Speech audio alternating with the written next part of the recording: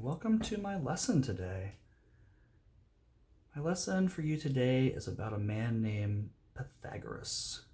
Pythagoras was born a long time ago in ancient Greece. Pythagoras was born around 570 BCE on the island of Samos, Greece, and he came from a family of merchants.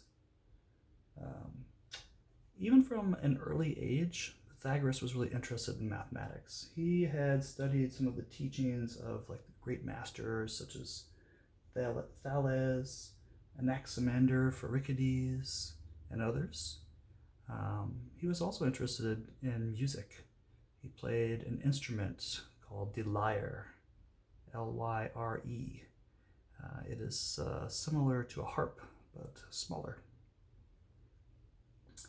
When he came of age as an adolescent, Pythagoras traveled to Egypt so that he could continue his studies, because in Alexandria, Egypt, there were a lot of great thinkers of that age. And he stayed in Egypt for 20 years. However, the Persian Empire invaded, and he was taken prisoner. And he was forced out of Egypt and taken from Egypt to the heart of the Persian Empire, which was the city of Babylon in Mesopotamia. And he stayed there for years as a prisoner.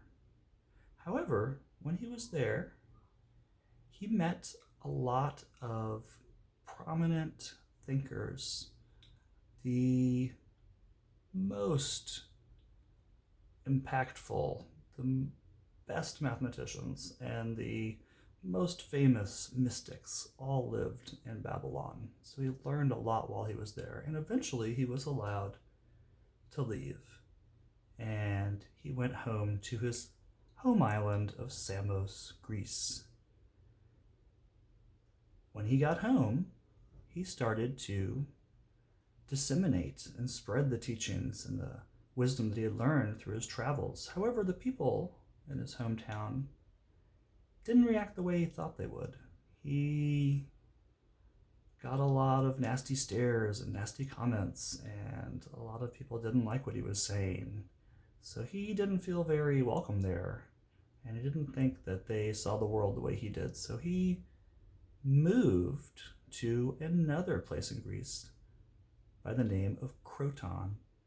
And there he found a group of people who accepted him and his beliefs and his ideas. And he ended up founding a group that we call the Pythagorean cult, or the cult of Pythagoras. And this was a group of people who lived by really strict rules. They believed that everything in the universe could be distilled, could be expressed through numbers. They almost worshipped numbers. They thought they had a mystical or spiritual quality to them. And they also made incredible advancements in the realm of mathematics. And today we're going to explore one of those advancements that Pythagoras and the cult of Pythagoras made. So let's take a quick second to close our eyes, and I want you to imagine that you're back in ancient Greece, and you're a member of the cult of Pythagoras, and you're trying to find some great truths in the universe. And to help us find this great truth, we have a special material we're going to be using today. So open your eyes and take a look at our material that we're going to be using today. This is called the Pythagoras Plate. I know that you've been doing a lot of work with equivalency, congruency, similarity. Today we're going to do some more work with equivalency. So you've been working with metal insets, for example.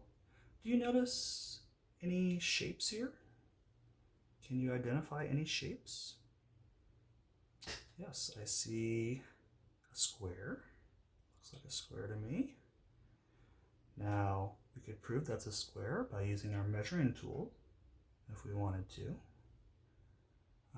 What else do we see? I see, yeah, there's a triangle. Okay.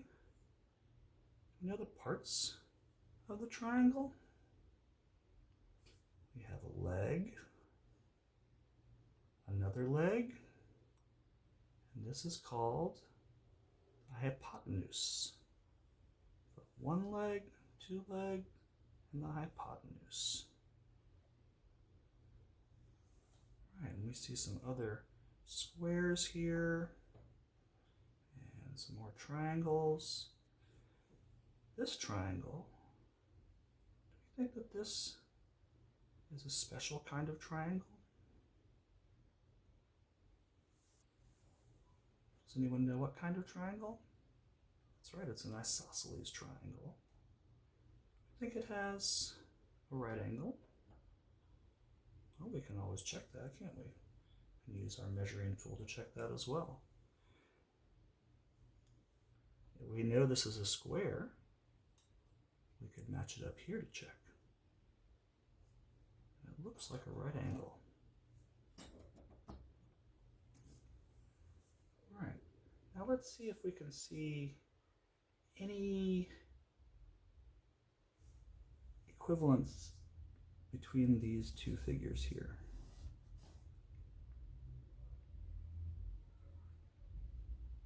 Do any of these figures look like they are equivalent?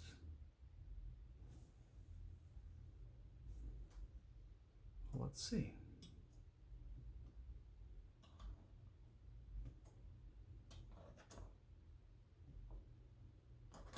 Prove this.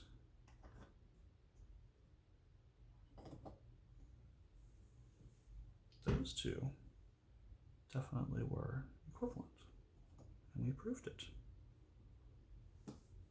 What about these two?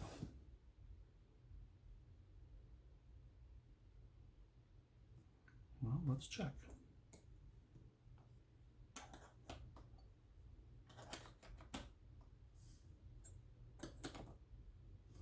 These two look equivalent. These two are equivalent. What about these two? Let's check that. Prove it by moving them.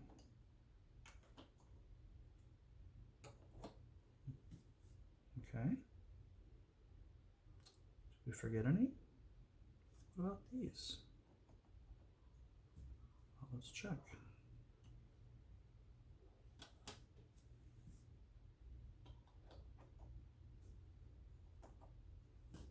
Right, so we've proven equivalency. These are equivalent. These are equivalent. These are equivalent. And these are equivalent. We've proven that by exchanging them. Pythagoras noticed, beginning with the rope stretchers, remember the rope stretchers? That there was a special equivalence that comes with the right angled triangles. Pythagoras claimed that the squares built on the legs of the right angled triangle were equivalent to the square built on the hypotenuse of the right angled triangle. So can we prove that these squares are equivalent to this square? How can we do that?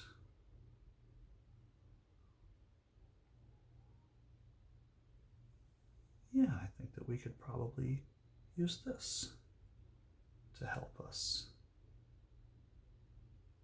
And let's just see. Are the squares built on the legs, the blue and the yellow square, equivalent to the square built on the hypotenuse of the right angled triangle? Well, there's only one way to prove it here. Let's exchange.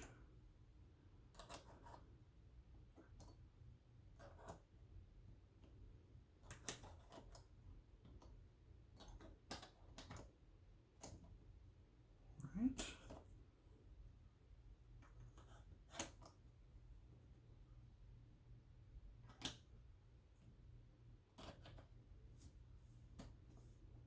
There we go. Now we can say that the squares built on the legs of a right angle triangle are equivalent to the square built on the hypotenuse of the right angle triangle. And there's another way we can express that.